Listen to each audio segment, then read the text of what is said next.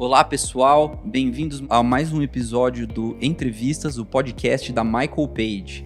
Hoje a gente vai falar um pouquinho sobre well-being, sobre equilíbrio entre vida pessoal e profissional, sobre burnout, temas super atuais aí no mundo corporativo. Antes da gente começar a discussão aqui e escutar um pouquinho dos nossos convidados, queria convidar todos vocês a entrarem no YouTube e no Spotify e curtir o Entrevistas para que vocês tenham acesso aos outros vídeos, sejam avisados quando a gente subir vídeos novos e, obviamente, também se conectar com a Page nas mídias sociais, Instagram, Page Group BR e todo o nosso site aí com materiais disponíveis para vocês. Tá bom?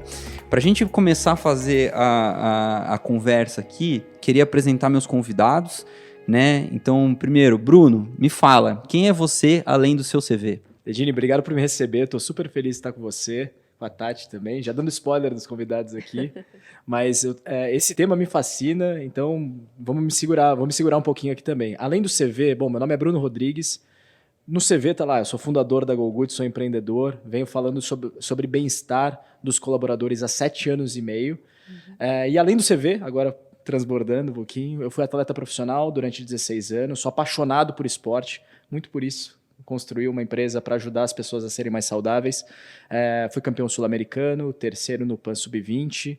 Meu filho é apaixonado por esporte, acho que nossa família, de alguma forma, vive muito esse tema. E tem muito paralelo, né, da jornada empreendedora com a jornada esportiva, acho que a gente vai falar um pouquinho sobre essas questões. E eu venho falando há muito tempo agora sobre esse tema. Então, além de apaixonado, acho que eu sou um pouco evangelista para levar esse tema para as empresas, né? RHs tem esse desafio de falar sobre saúde mental, saúde física. Tecnologia pode mudar muito essa perspectiva. Então, eu sou entusiasta também da tecnologia nesse tema. E acho que é um pouco do que a gente vai abordar aqui por hoje. Muito bom. Tati, quem é você além do seu CV? Bom, eu sou a Tati, ou Tatiana Dantas. Eu sou primeiro falando de CV, eu sou diretora de recursos humanos da América Latina aqui na Page. Estou há 2 anos da companhia.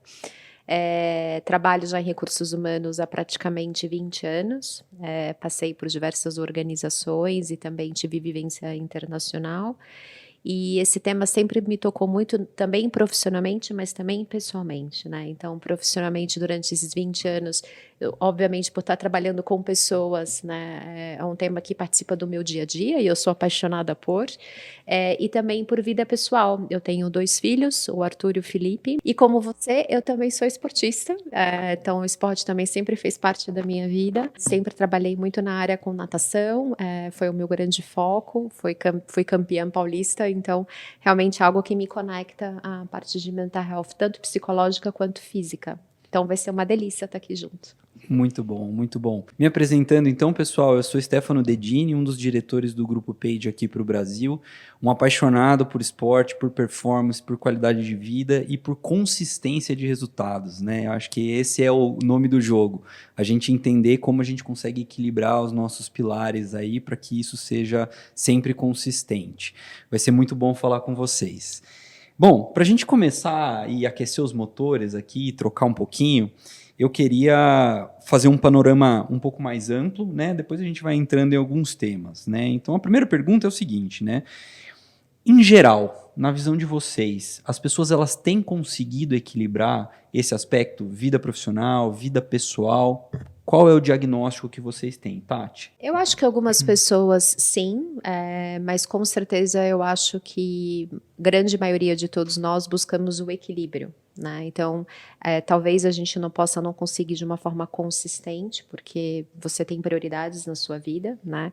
Eu acho que o importante é você não determinar somente uma prioridade, uma única área, e eu acho que a organização e o nosso papel quanto líder, como recursos humanos, é navegar e ajudar as pessoas o máximo que a gente pode, com ferramentas, com programas, com conversas e dando conselhos e apoios para essa direção. Então, acho que a própria pandemia e a pós-pandemia reforçou muito, mudou muito a forma de cada um de nós olharem, ou pelo menos questionar como a gente está olhando a vida pessoal e profissional e como elas estão se conectando. Então, acho que isso com certeza trouxe mais relevância ao tema, né? Que já devia ter sido um tema latente há muito tempo e que agora a gente está falando de uma forma um pouco mais potente, né? Então, eu acho que sim, eu acho que tem pessoas que conseguem, varia muito com a tua prioridade que você está tendo naquele teu momento de vida e profissional. Mas acho que a busca ela é contínua, né? Você não para tentar buscar esse equilíbrio. Muito bom. Bruno, me fala, do ponto de vista até explorando um pouco da tua posição na GoGood, né, que acaba acompanhando muitas empresas.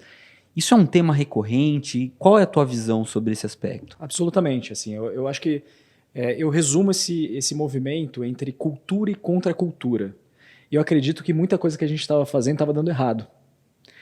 Eu estou falando de sedentarismo, eu estou falando de estresse, ansiedade, depressão, burnout. A gente vem numa crescente há muitos anos. E é engraçado que as taxas de obesidade no Brasil, nos últimos 15 anos, cresceram numa taxa muito maior do que dos Estados Unidos no mesmo período. Uhum. Isso eu estou falando de uma nação que saiu de um nível de desnutrição muito alto para um nível de obesidade muito grande. A gente saltou por causa de uma alimentação de baixa qualidade. Quando a gente pensa no desenvolvimento tecnológico da nossa sociedade, é tudo para nos deixar no sofá. A tecnologia nos deixa mais confortáveis no sofá. Ela não faz a gente se exercitar mais. É isso tudo que eu estou falando do desenvolvimento de uma cultura não saudável. Acho que de uns anos para cá, a gente se testemunhou. Falou, tá dando errado, galera. A gente está mais ansioso, a gente está mais depressivo, como sociedade mesmo. E a gente passa a desenvolver programas que combatem, a gente traz a contracultura para dentro. Mas se a gente não falar sobre esse tema, tudo nos leva para dentro do sofá, para uma alimentação de péssima qualidade. E eu vejo que a gente está começando um movimento de transformação em larga escala, mas a gente está só no início. Acho que a gente pode muito mais. Isso impacta a vida de absolutamente todos os cidadãos brasileiros e a nível global também, especialmente na relação com o trabalho. Eu vou falar de um livro, em alguns dados aqui, se chama Dying for a Paycheck, que é de um professor de Stanford, chamado Jeffrey Pfeffer, que em 2019, ele é psicólogo organizacional, ele fala, na verdade, sobre desenvolvimento organizacional, e eu tive o prazer de jantar com ele, que ele falou da resenha desse livro, é um livro que eu recomendo para todo mundo, e fala que perto de 10% das pessoas já foram hospitalizadas por alguma questão relacionada a trabalho. E eu estou falando de saúde mental. Pessoas hospitalizadas, isso em 2019, pré-pandemia. Ou seja, não estamos conseguindo. Assim, acho que o movimento natural nos leva para uma relação danosa na relação com o trabalho. Então a gente pode mais, pode melhor. Né? Eu acho que muito dessa discussão é como é que a gente pode ser mais estratégico, mais intencional nesse processo de contracultura. Mas eu acho que ainda tem um caminho bastante promissor a nível de impacto positivo na sociedade, mas também desafiador se a gente não conseguir endereçar isso bem, com a seriedade que o assunto merece. A sensação que eu tenho aqui do meu lado é muito em linha com o que vocês trouxeram aí, mas a sensação que eu tenho é que existe um esforço, sim, né? Existe uma consciência, sim, só que a velocidade das transformações, a velocidade da informação foi tão alta nos últimos anos que a gente não conseguiu acompanhar isso. A gente está aprendendo a lidar com essa nova dinâmica, né? O tal do mundo VUCA, enfim, né? Todos esses termos que, enfim, mostram um pouco da realidade, né? Da sociedade como um todo hoje. A gente está falando sobre a ótica da pessoa, né? Mas olhando o mundo corporativo, né? Como que a gente, como vocês veem o cenário de saúde mental dentro do universo corporativo hoje, Bruno? Eu acho que em 2018 teve um caso emblemático para mim. A gente foi procurado por um veículo de comunicação bastante relevante para falar sobre burnout.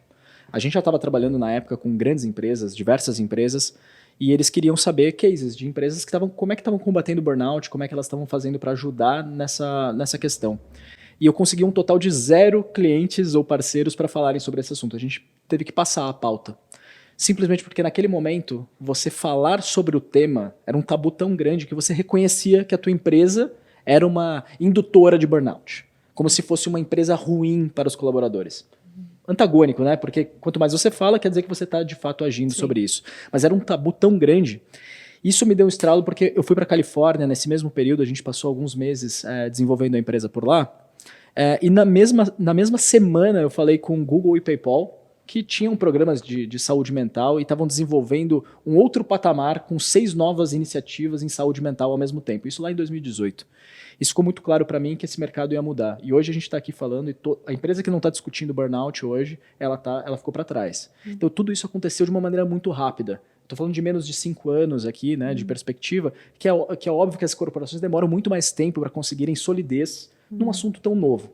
Então eu considero que a gente está dando aqueles primeiros baby steps, né? Os passinhos assim erráticos de uma criança que vai caindo, batendo a cabeça na quina, a gente falou de filhos aqui, né? Batendo na quina, se machucando, tentativa e erro. Lembrando que a OMS só reconheceu o burnout como uma doença inerente ao trabalho há muito pouco tempo. A gente está falando de questão de 1, 2 anos, né? Então, eu acho que a gente está dando esses primeiros passos.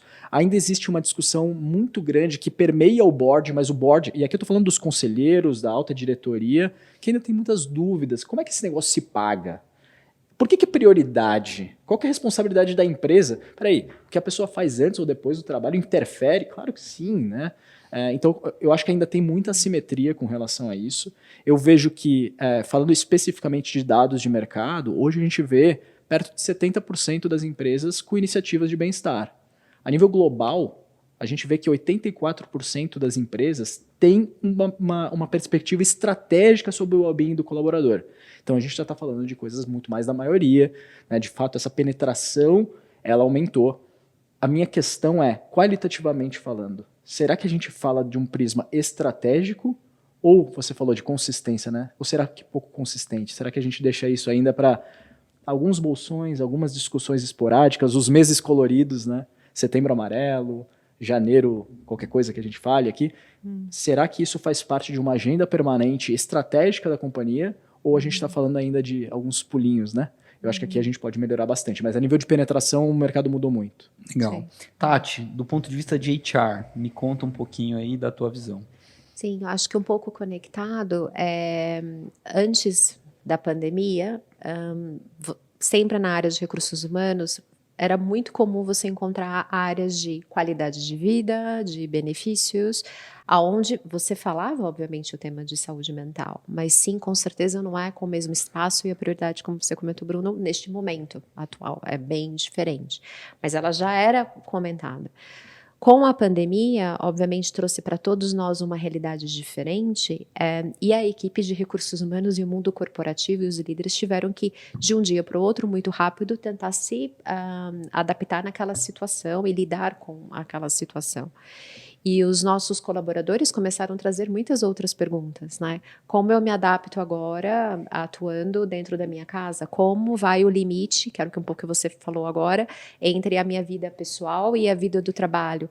Agora parece que está tudo misturado. Como eu gerencio essa prioridade? Como eu administro o meu tempo em relação a isso? E com certeza isso criou sintomas psicológicos importantes de burnout, de ansiedade, e a gente viu isso. E o RH teve que, obviamente, fazer uma contribuição forte e ter uma dedicação, inclusive, de estudar, de entender melhor e como falar, e como comportar, e como se posicionar, como orientar líderes como você, Dedini, quando vivenciam uma situação como essa. Então, trouxe uma nova agenda que nós não estávamos preparados, né? Porque era muito na superfície. Né?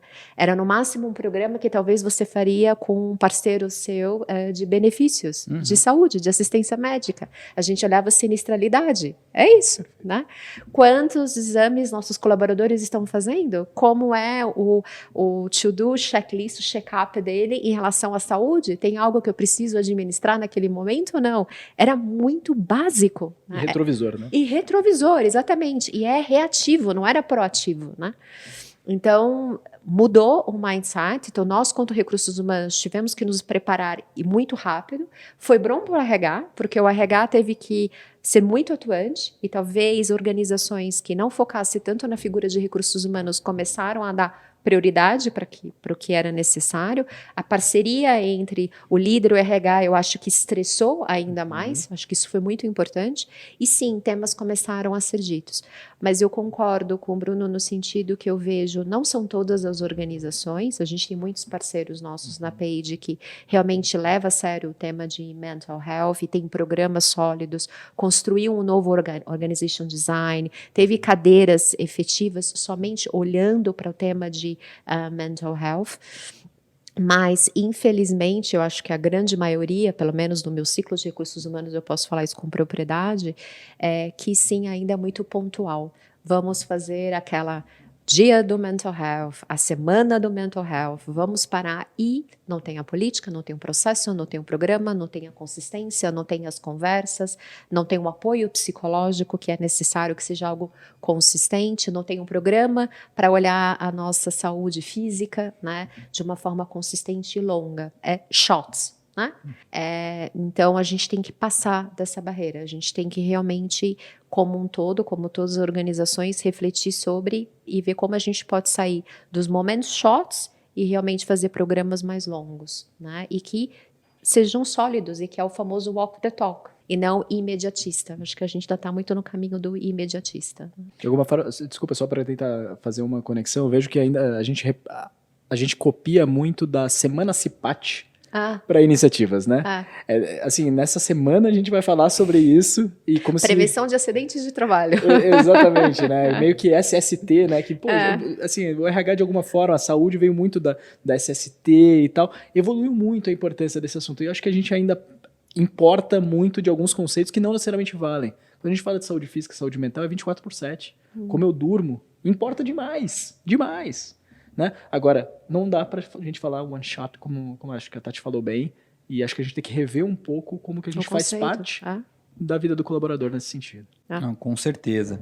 E a sensação que eu tenho aqui do meu lado, né, como consultoria, e quando eu falo com os nossos clientes, quando eu entrevisto pessoas, é que o volume de pessoas diagnosticadas com vários tipos de doença de saúde mental, assim, eu não tenho um percentual para falar, mas assim, muito mais que dobrou. Né? Então eu tenho recebido muito esse input. E aí vem um gancho que eu queria fazer e conectar com o que vocês trouxeram. Né? Então, se a gente tem escutado colaboradores trazendo esse ponto, então, primeiro, né, já é um colaborador que ele já foi diagnosticado, né? Mas a gente não está olhando aqui para os que ainda não foram. Mas quando a gente olha para isso tem um impacto direto na performance da empresa, porque naturalmente você perde uma ferramenta ali, né, de performance que você tem que está com burnout ou que não está executando tudo o que poderia. Então a minha pergunta para vocês é assim, aonde vocês veem o grande impacto disso? Né? Queria começar com a Tati, do ponto de vista de RH, aonde tem a conexão ali do trabalhar saúde mental, well-being, com o P&L lá da empresa aumentar e crescer. Né? Eu acho que é legal a gente fazer essa conexão. Eu acho que a questão, sendo bem prática com casos específicos, e eu acho que a gente teve alguns exemplos na própria page que eu vivenciei também, que você tem duas situações. Você tem a situação quando o caso realmente apresenta para você e você tem que gerenciar. E aí você tem algumas coisas que você pode acionar. Então, por exemplo, você vai ter que olhar como líder a tua estrutura e ver quem vai poder replace, né, substituir aquele colega que está com alguma situação específica. E, obviamente, se você não fez, que aí entra a segunda situação, que é um planejamento prévio para se prevenir, seja através de trabalhos educacionais, de como lidar com aquela situação. Querendo ou não, você vai ter que fazer uma ação sobre, né? Então, você vai lidar no momento reativo ou você vai lidar no momento proativo, né? Se isso a gente já entende que é uma realidade, que ela vai acontecer, e se você só focar no momento reativo, que ou seja, é você não se planejar, não dedicar um budget específico, porque você tem um P&L, anyway, a conta vai chegar para você. E que ela pode ser maior, inclusive. Então, o investimento, que eu acho que não é um custo, é o investimento que você vai fazer no seu planejamento anterior, vale muito mais a pena do que você lidar com as situações importantes e graves e que, às vezes, você não vai conseguir ter muito claro um timeline, um deadline, porque você está falando sobre seres humanos, sobre pessoas. Você não é uma questão de eu vou agora contratar ou não esta pessoa e eu tenho um deadline para poder fechar a minha vaga. É diferente. Você está falando com a saúde psíquica e emocional do ser humano. Então, não tem uma coisa determinada. Então, isso pode se alongar ainda, Dedini. Então, eu acho que a gente tem que trabalhar mais no preventivo, eu acho que a gente tem que fazer o planejamento, garantir, sim, um budget específico, que isso vai te ajudar, inclusive, saving costs, se for olhado como cost, que, de novo, para mim não é um investimento, muito maior do que você só lidar com um reativo. Tem turnover, né, também, perder colaboradores, tem a pessoa que, enfim, consegue... Eu acho que esse é um dado interessante. Eu li que uma pessoa em burnout, ela chega a performar apenas 30% da capacidade que ela tem, de fato, de performar. Gente, a gente está falando de uma pessoa que produz infinitamente menos do que quando ela está bem. Mas se ela conseguir produzir, Sim, porque claro, em muitos claro, casos ela claro. não vai conseguir, você não vai ter aquele recurso, você vai ter que se reorganizar a sua equipe para isso. Isso demanda tempo, demanda treinamento, né? E antes de passar para o Bruno, acho que um ponto importante é, imagina que você tem um colaborador que está nessa situação e você, para se reorganizar, talvez você também vai sobrecarregar os seus outros colaboradores. Claro. E o engajamento do teu time talvez vai ser diferente também. Então, é um efeito cascata. Então, quanto mais você se preparar, menos esses efeitos cascatas vão acontecer. O impacto vai ser muito menor. Sem dúvida. Então, Não, e cria um pouco do employer branding também, né, Tati? Assim, claro. Acho que assim, os colaboradores, eles são, hoje em dia, eles são quase influenciadores da empresa, né? Eles vendem a proposta, né?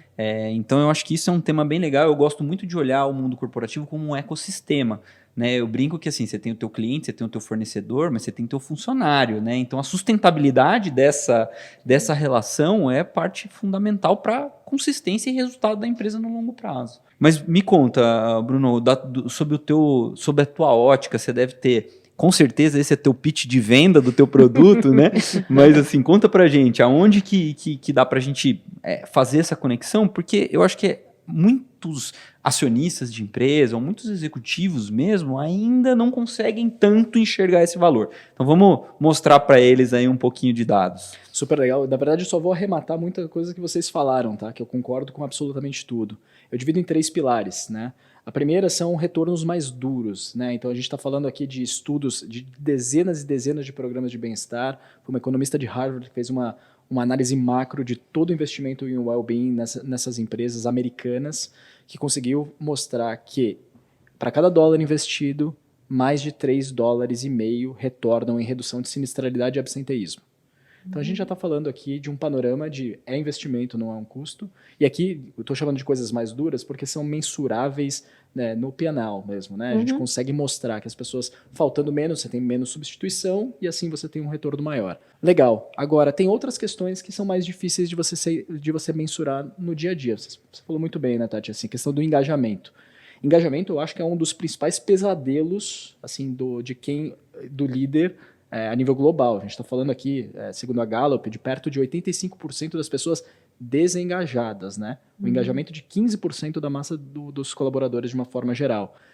E a gente conseguiu medir dentro da GoGood que pessoas que fazem atividade física dentro de um programa de well-being, elas têm um engajamento de 25% maior do que uma pessoa que não está engajada.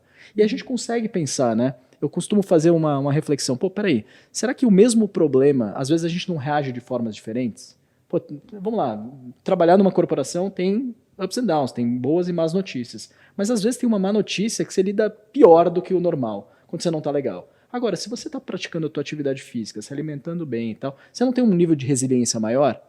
Isso tudo muda a forma que você enxerga o mundo, que você devolve para as pessoas, que você você desenvolve um clima organizacional melhor. Isso tem a ver com engajamento. Então, isso tem um impacto. Como é que a gente mede isso? Claro, tem a ver com produtividade, mas é muito difícil na vírgula ali você demonstrar. Os líderes também têm que evoluir para uma visão de crença, né? Porque é só a gente pensar no nosso dia a dia. A gente está melhor, a gente produz melhor quando a gente cuida da gente. Por que a gente não imagina que nosso time reage dessa forma? Eu acho que... E o terceiro ponto é competitividade por talentos. Se a gente não faz porque a gente acredita que é bom para os nossos colaboradores, hoje o principal fator que as pessoas consideram na hora de olhar um emprego, né, isso é um dado do relatório da Microsoft que saiu no ano passado, é justamente como é que é a cultura e o bem-estar dessa empresa. Eu quero, de fato, me dedicar 1, 2, 10 anos numa companhia que vai drenar a minha energia ou que vai multiplicar a minha capacidade, né? O bem-estar ele passa a ser uma força motriz de atração e retenção. Não retenção, não gosto dessa palavra, fidelização de talentos, porque eu quero estar num lugar que privilegie o meu bem-estar. Para isso, eu preciso ter um programa que atraia e mostre para as pessoas que o bem-estar é importante, dado que as pessoas valorizam isso. Então, nessas 3 linhas, eu acho que a gente pode apertar botões diferentes dentro da companhia e mostrar especialmente que para cada real investido tem um retorno em diversos níveis dentro desse P&L E se a gente comparar com investimento, aí falando especificamente de benefícios, tá? Que é uma pontinha do programa, né? É uma pontinha desse programa, é mais barato você fazer um investimento numa coisa, né, que vai deixar essas pessoas mais produtivas, né, do que você simplesmente oferecer um reajuste salarial. Então a gente consegue multiplicar por mais de 20 a percepção de valor quando a gente traz academias, psicólogos, telemedicina, especialidades médicas que ajudem essas pessoas que estão nessas condições a melhorarem. Isso fica muito mais barato. Então a gente atrai as pessoas certas, retém as pessoas certas, engaja as pessoas certas, olhando para essa ótica. E eu acho super legal o que você comentou agora, desculpa, Dedini, mas acho que é importante o gancho, quando a gente, obviamente, vai fazer uma proposta para alguém, seja trazer alguém para trabalhar com a gente, ou uma promoção, ou uma alteração de algum cargo, você vai fazer aquela proposta como olhando o que a gente chama em inglês, e eu sei que a gente adora no brasileiros a falar tudo em inglês, e acho que aqui já na minha fala eu falei alguns, por causa do dia a dia do trabalho, desculpa por isso, para quem está escutando. A gente fala do famoso total cash, né? Que obviamente, é uma proposta de valor. Eu não vou falar só especificamente o seu salário base, eu vou falar ou o seu salário variável, ou o seu padrão, né, que é o famoso standard do seu pacote de benefício. Se eu tenho todos esses programas que o Bruno está comentando, a proposta fica muito mais rica. E, obviamente, é isso, você atrai muito mais. Então, acho que o papel do RH, ou o papel do gestor, do mundo corporativo, quando tem ferramentas como ele está apresentando, você fica, obviamente, no nível comparado aos seus competidores de mercado, independente da sua atuação, muito maior. Né? E a atração ela é muito maior também. E isso é independente da condição econômica que a gente está falando do colaborador. Né? Então, acho que isso é importante também, porque pode ter um famoso bias, e aí entra um pouco do elemento de diversidade que você estava comentando, de que potencialmente pessoas que talvez não tenham uma condição, colaboradores que não tenham uma condição econômica, talvez não almejam ou não estão tão preocupados com esse VP. Isso não é real. De fato, absolutamente não é. Eu acho que isso é importante a gente colocar na mesa e ser transparente. Porque mesmo na sua condição econômica e a sua necessidade que você tem, né? Se você faz, obviamente, um trabalho preventivo também, financeiro, e mesmo que você queira se dedicar bastante no teu momento da carreira, porque a fase que você está na tua vida é se dedicar bastante ao teu momento da carreira, mesmo assim, hoje, os nossos colaboradores vão questionar os seus líderes, e eu recomendo que questionem os seus líderes e que sejam assertivos e digam não quando você está tendo um alto workload. E eles vão fazer isso, independente da condição econômica. Então, acho que é válido essa proposta, independente do cenário. Super, assim, esse tema me fascina, porque no dia a dia a gente é muito questionado a falar, peraí, mas uma planta industrial com time operacional muito grande. Ah, não, mas a pirâmide de Maslow dessas pessoas é outra. Aí eu falo, uma visão tão preconceituosa sobre esse tema, porque mental health, né, é uma prioridade, está dentro da base. A gente convive com isso todo dia, a todo momento. A gente entra hoje em indústrias que, assim, tem uma capacidade de transformação social espetacular. São pessoas que não conseguem, vamos lá falar na prática, pagar uma terapia de R$250 a sessão, 4 vezes por mês. A gente está falando de R$1.000 de investimento. Quantas pessoas conseguem fazer isso? Mas elas querem, elas buscam, elas já sentem essa necessidade. Quando a empresa se posiciona como uma facilitadora do acesso, isso transforma a vida, isso conecta a pessoa de uma forma completamente diferente no dia a dia. E a gente vê essa transformação acontecendo, principalmente, eu vou dizer principalmente mesmo, em públicos que não conseguiam ter acesso. E aí tem uma oportunidade tão legal do RH, não só fazer o bem e tudo mais, que é importante, mas também mostrar resultado para dentro da companhia, porque são pessoas que vão estar mais engajadas, com um clima organizacional melhor. Então tem tanta coisa para falar, mas a gente tem que deixar de lado um pouquinho esse preconceito mesmo, Sim, né? É um de olhar sobre estratos populacionais que não valorizam isso. Não é verdade. Galera, tá todo mundo passando por dificuldades. Exato. E eu acho que tem um tema muito interessante que eu gosto muito de olhar, né? Quando a gente fala, por exemplo, de inteligência artificial e etc., gente, cada vez mais o mundo está se automatizando. Então, o diferencial vão ser os elementos humanos. Se a gente não tem um humano que consegue performar durante anos, pensando que a capacidade e qualidade de vida que a gente vai ter, a gente vai trabalhar até muito mais do que os 60 anos, etc., poxa, a gente é uma empresa fadada ao fracasso, né? Que não consegue colocar, imprimir um pouco desse capital humano como o centro da atenção. Sim. Né? Então, acho que esse é um tema muito legal. Puxando o gancho, queria pedir para vocês, pessoal, para vocês entrarem no site da Page, michaelpage.com.br, para vocês terem acesso ao nosso estudo de remuneração 2024, porque lá a gente vai falar de cargos e salários, a gente vai falar de tendências do mundo corporativo, a gente vai ter um monte de informação muito rico, justamente para que vocês, executivos, consigam, né, absorver o conteúdo e entender um pouco de remuneração e salários, mas também para as empresas aí tomarem decisões estratégicas do ponto de vista de pessoas. Né? Então, acho que o estudo de remuneração é uma ferramenta excelente. Não esqueçam, mais uma vez, né, de entrar também no @PageGroupBR, no YouTube, no Spotify, para que vocês também tenham acesso aos outros conteúdos. É tudo gratuito, pessoal, muito rico, e tem muita coisa para gente compartilhar por lá. Dando sequência, então, à nossa conversa, eu tive uma conversa com o Bruno antes do podcast e me chamou a atenção uma colocação que ele me trouxe, como o colaborador pode ser um agente de mudança na empresa também. A gente está falando aqui muito da ótica da empresa para com o colaborador, mas eu acho que essa transformação ela tem aí uma pegada importante do colaborador também. Bruno, me traga um pouquinho da tua visão nesse tema. Eu acho que assim, a gente só está discutindo isso aqui porque é importante para as pessoas. A força desse assunto é porque é importante para as pessoas no dia a dia. Está tendo uma transformação social. A nossa capacidade de reivindicar coisas, de mostrar que são coisas importantes, é que faz a empresa se mover. Se isso aqui não fosse importante para as pessoas, a empresa não ia se mover. Acho que o primeiro entendimento é que as pessoas podem falar sobre esse assunto e serem agentes de transformação dentro das companhias, para o bem e para o mal. E tem que entender essa questão. Sabe o rádio corredor? Quando a gente coloca aquele burburinho, começa a falar da liderança e tudo mais, a gente está colocando uma maçãzinha ali que não é positiva dentro do... Aí, quando vai ver, o clima fica ruim, né? É um problema.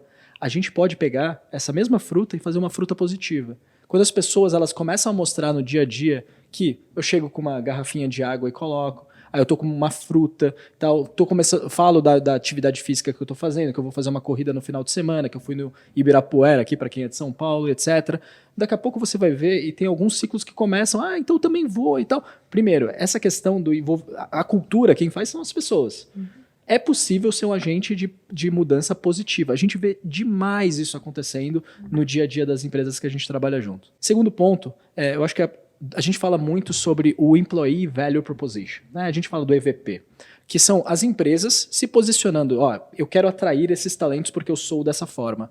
Mas a gente fala pouco ainda do Employer Value Proposition. Eu, como colaborador, o que eu aporto para dentro daquela companhia? E eu não estou falando de hard skills, eu estou falando de soft skills, eu estou falando de crenças, eu estou falando de coisas que eu sou.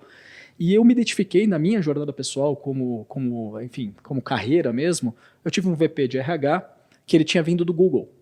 E eu tinha sido atleta, eu fui atleta durante grande parte da minha vida, ele sabia um pouco desse histórico e ele me explicou o quanto que isso tem valor. E eu não sabia, tá? Eu não sabia. Ele falou assim, dentro do Google, a gente adorava, né, contratar ex-atletas, porque são pessoas resilientes, papapá e tal. Aí eu falei, poxa, como eu fico falando sobre o meu currículo, onde eu estudei, que cursos que eu fiz, etc, etc, etc. E o que mais representa quem eu sou é o que eu acredito no esporte.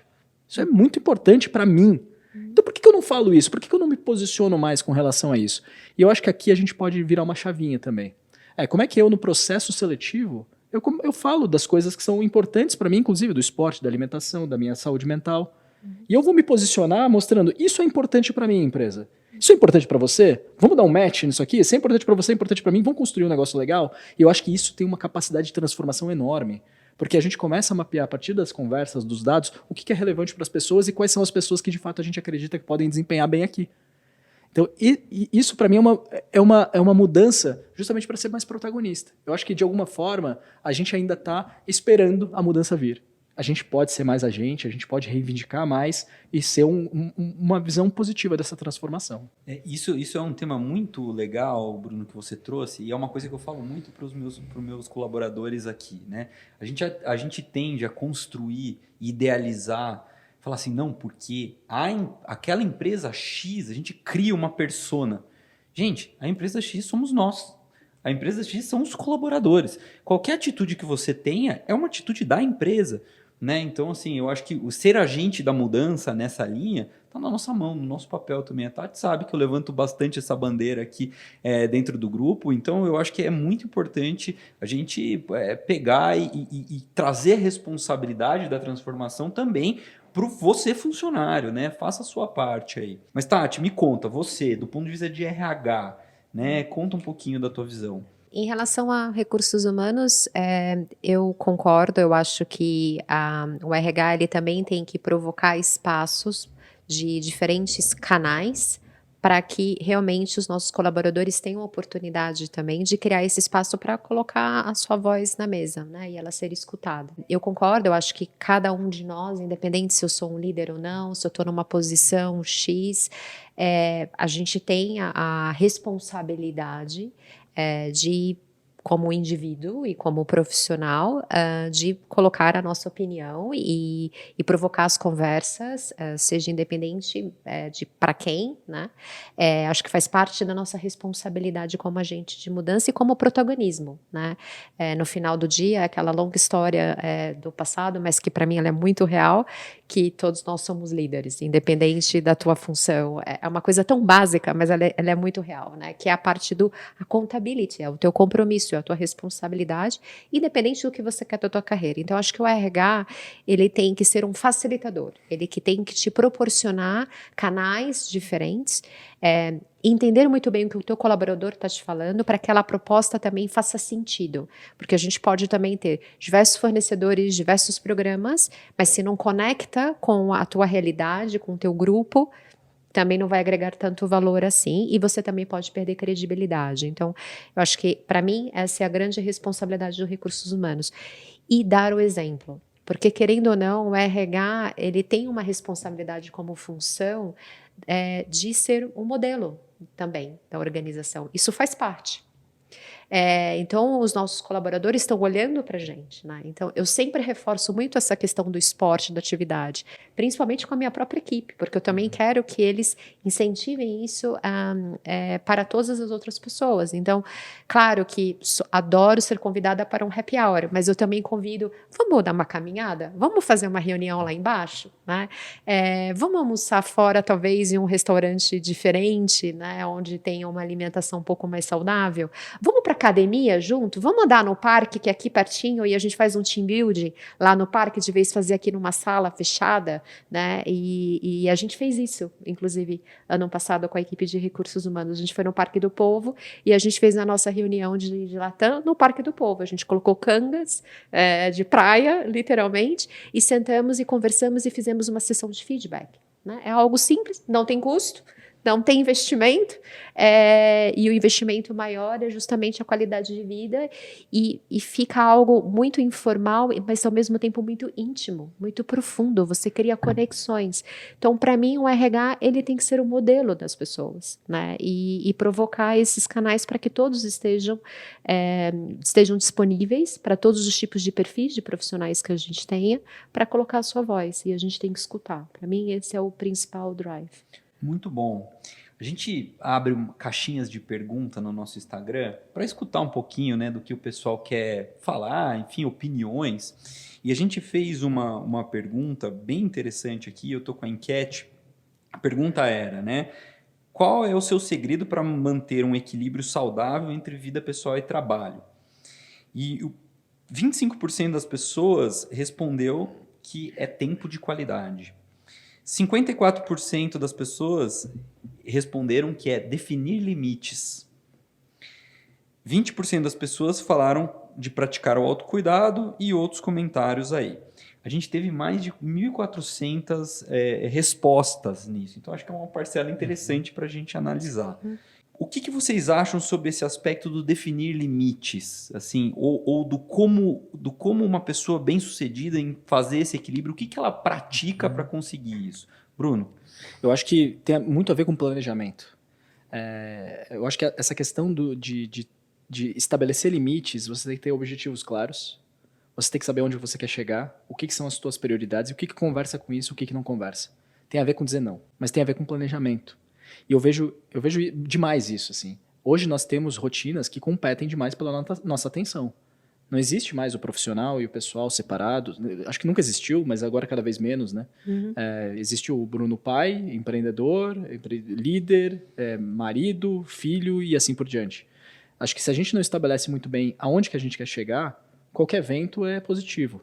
Então, acho que isso tem a ver com planejamento de agenda, setar as prioridades, o que precisa ser feito, estabelecer coisas que têm impacto no médio prazo e no longo prazo e conseguir colocar isso também para rodar. Porque eu, particularmente, não sei se isso funciona para vocês também, quando eu fico imerso em operação e parece que eu tô, sabe, tomando um caixote dentro do mar, assim, quando vem aquela onda e vai levando a gente, que tu vai rodando e não sabe muito bem por que tá indo, a questão do planejamento, para mim, é fundamental para saber que, também no médio prazo, no longo prazo, a gente está conseguindo endereçar as coisas que são fundamentais, saindo só do urgente, indo para o importante. Acho que essa questão de estabelecer limite você precisa saber o que você vai dizer sim para saber o que você vai dizer não. E ter muita consistência com esse ponto, né? Então, o planejamento para mim é chave. Não sei se faz sentido para vocês. Faz. Eu acho que para mim, muito conectado com o que você comentou, Bruno, e também com o mundo do esporte, eu acho que 2 pontos para mim seriam: um é a questão da disciplina e protagonismo. E no mundo do esporte, se você não é protagonista e você não tem disciplina, não vai funcionar, né? E eu acho que aqui no caso é o mesmo, né? Eu, por exemplo, para eu poder manter a minha performance, se eu não tenho uma disciplina, eu não vou conseguir balancear as minhas áreas, seja como mãe de 2 filhos, esporte para minha qualidade de vida, o meu trabalho, que eu adoro, que sou apaixonada e preciso dele, o meu tempo para mim mesma, com as minhas amigas, né, com os meus pais, então, viagens. Então, acho que a disciplina, ela é muito importante, e o protagonismo não só na vida pessoal, mas na profissional. Então, acho que eu te contei, Dedini, um caso, quando eu tive o meu primeiro filho, o Arthur. Foi um bebê extremamente desejado, queria muito, muito ter o meu primeiro filho. E quando eu tive, inclusive na empresa que eu estava, eu fui até promovida grávida. E naquela época, você ser promovida grávida era algo uau, né? Que não devia, certo? Era um bias, né? Como assim promover uma mulher grávida? É triste até falar sobre isso. Mas, enfim, eu fui promovida grávida e logo depois que eu tive o meu primeiro filho, eu cheguei para o meu chefe, eu fui protagonista da minha carreira e da minha vida pessoal, porque naquele momento, para mim, a minha prioridade era o meu filho, e tá tudo bem, acho que você vai variando, e eu conversei e falei, eu amo trabalhar aqui, eu quero continuar trabalhando aqui, mas eu quero desacelerar um pouco o meu next step. Porque para mim a minha prioridade agora é o meu filho. Então eu quero a sua ajuda e da organização de como eu posso conciliar este momento. Eu preciso pelo menos de 1 ano para poder me dedicar. E após esse período, conta comigo. Aceleramos de novo e we move forward. E a empresa me ouviu, e o meu chefe me ajudou, e a gente balanceou, e a gente revisou prioridades. Mas isso só foi possível, obviamente, primeiro porque eu fui protagonista, né? Eu tive a accountability, que era o que a gente estava falando, e coloquei a minha voz na mesa, claro, e a empresa foi acolhedora, né? E ela entendeu essa minha situação e me ajudou para uma solução que seja ganhadora para ambos os lados. Então, eu colocaria esses 2 pontos. Excelente exemplo, Tati, legal. E acho que eu queria agregar num ponto, acho que você falou, foi muito feliz em 2 coisas, assim. Do papel da empresa, é um papel de facilitadora da jornada de bem-estar do indivíduo, mas a responsabilidade é nossa, né, como indivíduos. A gente não pode terceirizar um negócio que é tão importante para nós, que é o nosso bem-estar, que é a nossa saúde, e atribuir 100% responsabilidade sobre a empresa. A empresa é uma facilitadora quando ela tem acesso a essa informação. Agora, como o teu líder poderia te ajudar se ele não soubesse que a tua prioridade naquele momento era teu filho? Então, eu acho que faz parte da nossa jornada também amadurecer como indivíduos para assumir essa responsabilidade, para não assumir uma posição vitimista. Né, vitimista de olhar para a empresa, demandar da empresa bem-estar e não dar a diretriz que a gente busca de bem-estar. Eu acho que essa conversa adulta, madura, ela precisa evoluir. A gente precisa falar mais abertamente sobre isso e também ter a capacidade de devolver coisas de responsabilidade do Sem indivíduo. dúvida. Né? Como líderes, a gente não pode ser o grande abraçador e acolhedor de todas as demandas. A gente precisa ter uma elevação desse tipo de conversa, de dizer qual que é teu papel e qual que é o meu, como líder, né? E acho que você foi brilhante nessa colocação. A empresa, ela não é a detentora do processo da melhoria de bem-estar, ela é uma facilitadora. É uma facilitadora. Legal, maravilha. Assim, tema muito quente, muito bom. Para a gente tentar trazer um pouquinho e tangibilizar em situações práticas, eu queria exemplos dos dois lados para entender coisas que vocês já viram que funcionaram, exemplos práticos de programas que funcionaram dentro, né, dos seus clientes, da GoGood, ou a Tati mesmo, programas que você implementou e o resultado foi bacana. Acho que exemplos, né, para gerar um pouco de ideias aí também no pessoal. Bruno? Eu acho que a questão do bem-estar, ela é muito diferente de outras iniciativas do RH. Eu vou pegar um outro benefício, um benefício de alimentação. Você não precisa ficar falando para as pessoas irem comer. Todo mundo sente fome, todo mundo vai comer todos os dias. O próprio consumo, a utilização desse rol de benefícios, ele é meio obrigatório pelo próprio indivíduo, ele vai lá e ele vai consumir. Do outro lado, as pessoas buscam o bem-estar, mas eles empurram. Eu preciso ir na academia, mas eu não sei se eu vou. Eu preciso fazer uma terapia, mas deixa para depois, e as coisas vão perdendo prioridade. Eu acho que como que a gente ocupa a comunicação frequente e consistente para sempre trazer mais pessoas para de fato endereçarem essa prioridade delas. Se é importante para elas, vamos ajudar. A gente precisa ser... não é pegar pela mão, mas é mostrar uma comunicação frequente.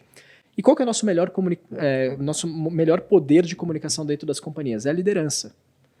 Nenhum mural, nenhuma intranet, nenhum e-mail marketing do RH consegue resolver um problema de comunicação se a liderança não está capacitada para falar sobre esse assunto.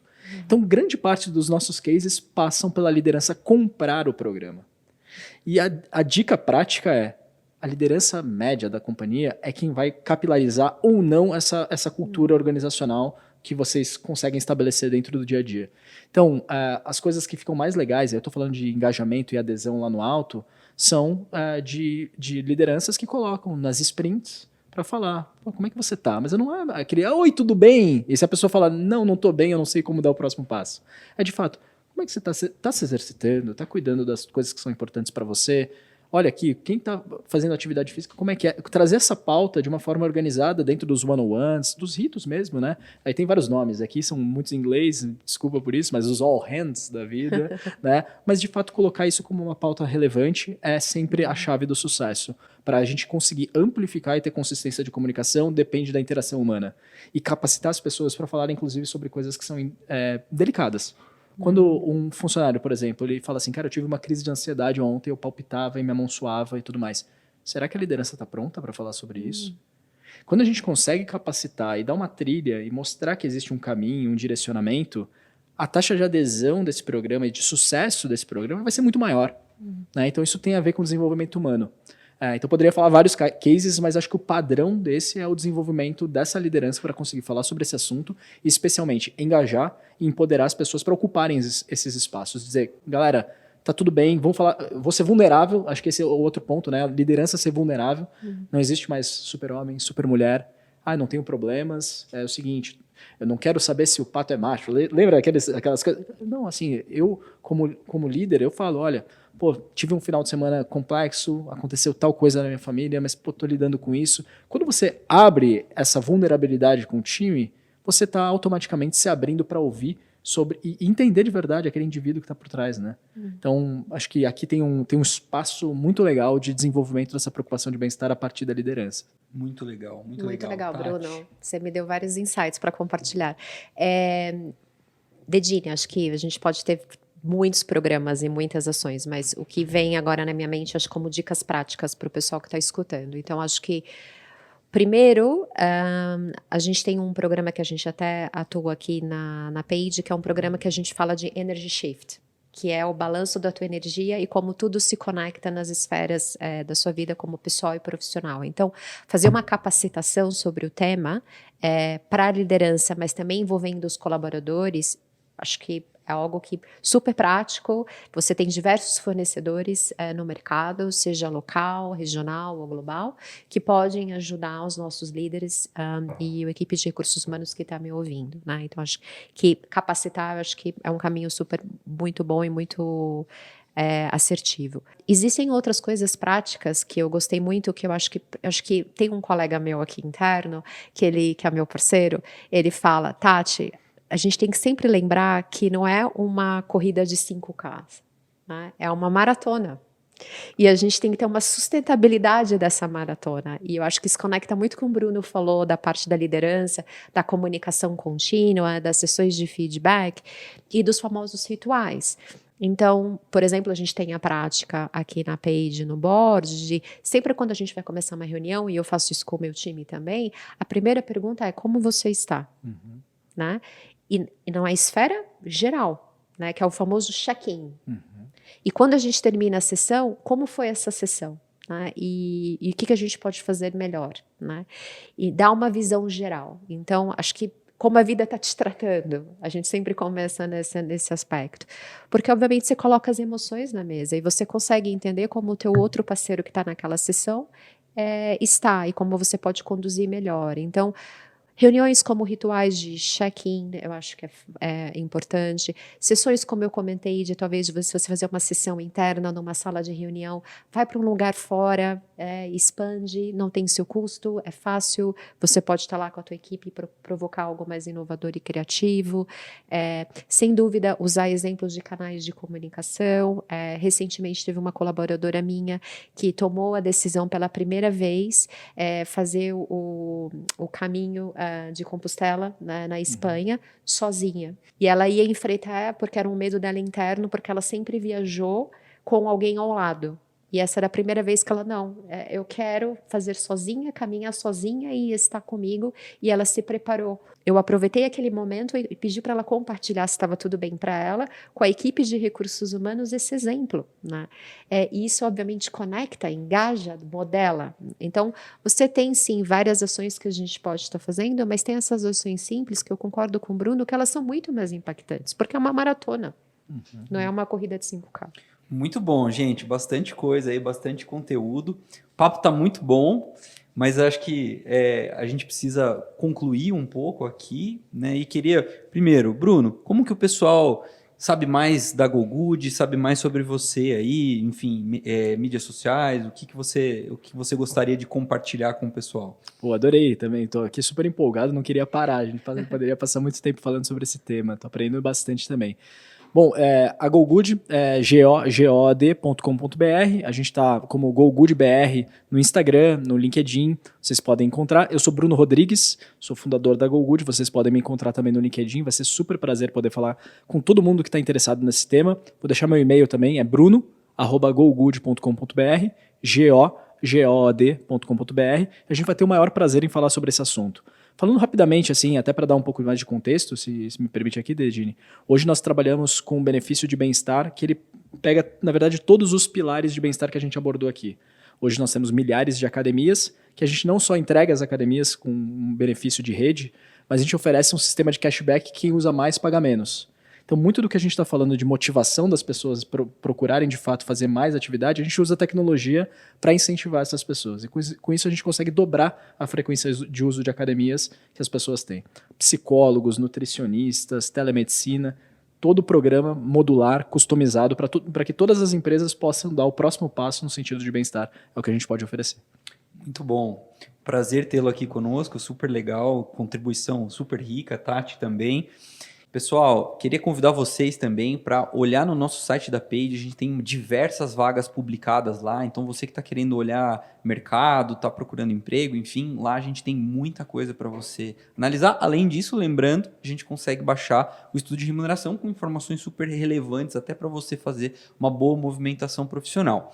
Para fechar, queria convidar a Tati aqui para falar um tchau pro pessoal e concluir um pouco do que a gente falou também. Foi um prazer estar aqui, é muito gostoso. Estou à disposição de todos os colegas de recursos humanos, potenciais clientes, candidatos que estão nos escutando, para compartilhar um pouco mais também o que a gente está fazendo quanto recursos humanos aqui na Page e trocar ideias. Eu acho que é super válido. Então, muito obrigada pela oportunidade, Dedini. Foi ótimo, Bruno, te conhecer.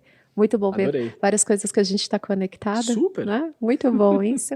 E parabéns pelo teu trabalho. Eu acho que é fantástico e ajuda bastante a gente quanto recursos humanos. Então, obrigada por ter vindo. Obrigado por ter aprendido tanto contigo também. Muito legal, assim. A gente estava falando até um pouco antes, assim, de tantas experiências dentro de recursos humanos, né? Que tu já teve experiências passadas também. Acho que esse tema fascina a todos nós e é bom a gente aprender juntos. E é bom poder falar mais sobre esse tema, né? Que, como você falou muito bem no início, era tanto um tabu e agora a gente está tendo a oportunidade de cada vez mais estressar e falar sobre o tema de uma forma natural. Isso é muito legal, né? Super. Quando você falou na última fala, você trouxe um tema que dá importância sobre isso, né? Eu acho que bem-estar é um alvo móvel. E essa é a complexidade do negócio. Não tem uma receita de bolo. Não é faz isso.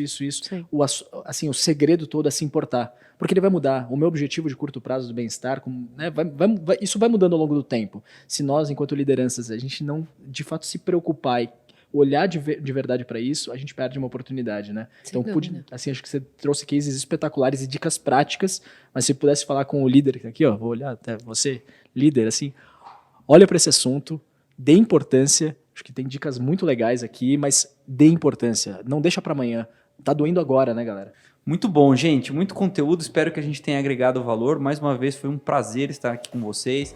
Lembrando, entre no YouTube, entre no Spotify, deem um curtir ali para que vocês tenham acesso a não só esse vídeo, mas outros vídeos que a gente publicar. Tem outros episódios para falar de performance, enfim, tomem um tempo porque vale a pena, tem muito conteúdo para vocês. Valeu, pessoal, um prazer estar com vocês.